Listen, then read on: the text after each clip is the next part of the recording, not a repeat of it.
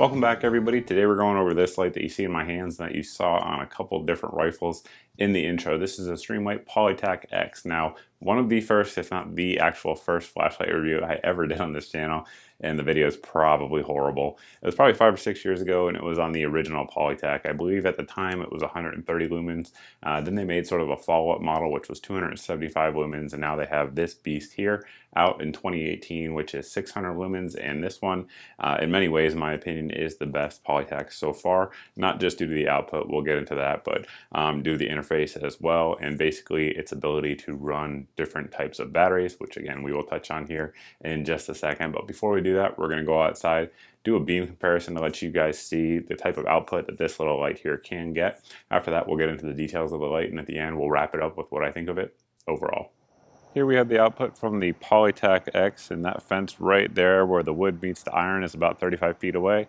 The trees there are about 40 to 50 feet away depending on which tree. So you guys can see the output. It's got a good hot spot that I'm focused right here on the corner there of the fence. I have my light set up to make it as close as possible rather to what I see here at my naked eye. You guys can see we have the hot spot there right on the edge, right in the middle rather, and then we do have that defined edge there where the spill kind of falls off. And then it kind of just goes black beyond that. Now that is, of course, the high output. We're going to kind of work through it here, and if I can do it, there you go. That is the strobe mode as you guys see it there. We'll get into the interface, of course, here in just a second. And then that is our low, so you guys can see high, strobe, low. Even the low, though, actually, in my opinion, does a pretty good job in terms of output, as you guys can see here. Again, we're looking at the output of the PolyTac-X USB there on high, and for contrast, here is the original PolyTac. You guys can see it's a very different output. It definitely still has a little bit of a hot spot there, which is good, and decent spill there, I suppose. Similar in terms of beam pattern, but just the amount of output in terms of candela and lumens here from the new one definitely outclasses it. You guys can see all the way across my lake there. It's lighting that up, and that's more than 110 feet away from where we are across that lake. That's from shore to shore. So from here, it's probably about 150 feet, and it's still lighting that house up pretty darn well. So in terms of output with the original and the new one, it's just not even close. Again, we're starting out with the PolyTac-X here. And then just to kind of give you a comparison, we have the HL USB. This is an 800 lumen output model, but just for beam comparison sakes, you guys can kind of get an idea there that the tint is pretty much identical, and really the beam pattern looks pretty darn similar to me as well. The HL here that you guys are seeing is probably a little bit wider in terms of spill, but in terms of intensity, it's pretty similar. Again, here's the USB PolyTac-X. And then here is the HL. Yeah, I would say the HL is a little bit wider, maybe a touch hotter in the hot spot, but really it's hard to discern the difference there in terms of the peak candela. Maybe, yeah, it's a little bit brighter here with the HL, but the PolyTac-X is no slouch there in terms of that. To really illustrate the throw difference, you guys can see we have the PolyTac-X here. These trees right here are about 130 feet away from where I'm standing and where the camera is. And you guys can see it's got a good bit of throw, a good bit of candela. It lights them up pretty darn well, in my opinion. And just again, to contrast that, here is the original PolyTac. You can see the hotspot there. Like I said earlier, not terrible. It's still reaching out there, but getting positive identification in terms of somebody holding a weapon or something like that at that distance would be tough. You'd be able to identify them. You would know if someone was there or not. But seeing if they had a weapon or something like that, pretty difficult. Whereas with this one here, I'd be able to see it really easily with my naked eye. And again, that's 130 feet away. And as you guys can tell, it's raining out. These are not ideal conditions, but it's definitely got the power to push through it. With the beam comparisons out of the way, let's take a look at the lights themselves. It will ship in the configuration that you see it right here. So it'll have this clip on there. This clip is a two-way clip, which I really like. I've said that in a million different light reviews.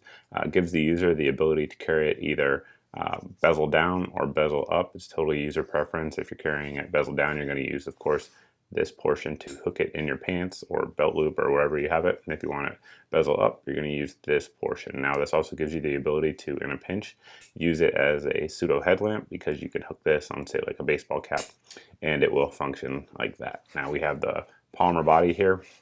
of course, and it has their little rough texture on there. I forget their name for it, but it has a specialized texture that Streamlight puts on there, and it does definitely stick to your hand pretty well.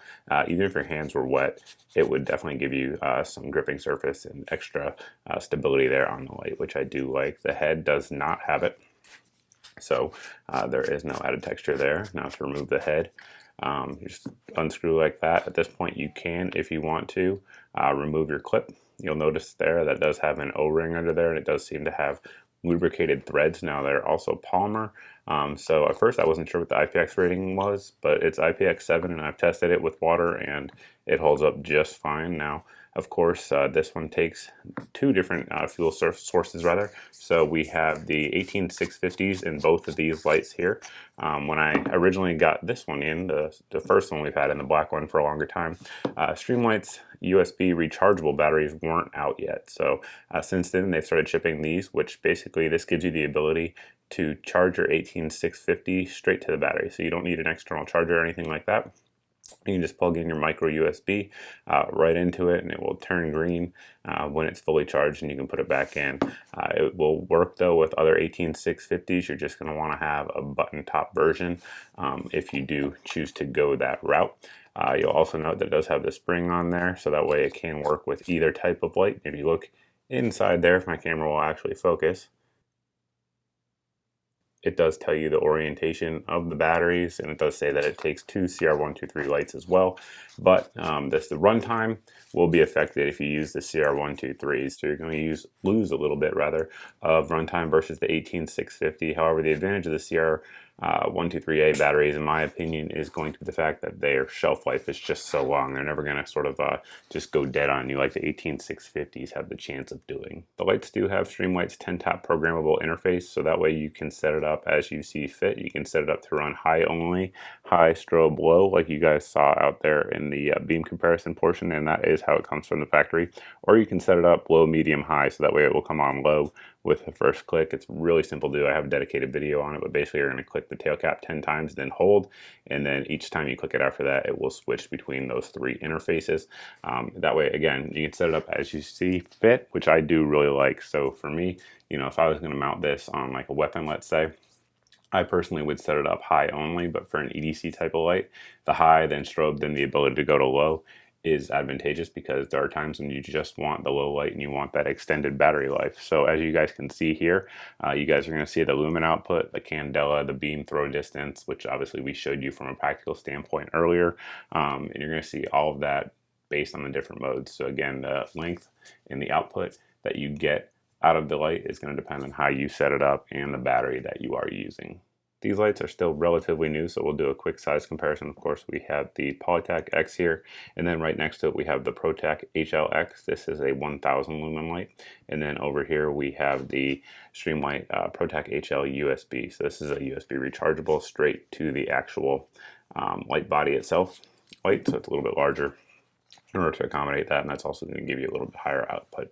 But you guys can see here, it's very similar in terms of body size here to the ProTac HL. It will take 1-inch flashlight mounts if you guys want to weapon mount it, as you guys have seen me do throughout this video, and you guys will see again after this. And one thing I should note there is that one thing I do like about it for both weapon mounted or just carry use is the fact that the tail cap there is protected. So you can tail cap stand this, as you guys see there, if you want to use it for like sort of a improvised room light or something like that. And to hit it, it's not going to accidentally get bumped. You have to actually overcome the little polymer pieces around the outside to be able to engage the light in the mode that you want. And you guys can see even after dropping this from 10, 12 feet up in the air on concrete, it held up just fine. There's some nicks and some scuffs on the polymer, but otherwise good to go. No issues in terms of function of the light.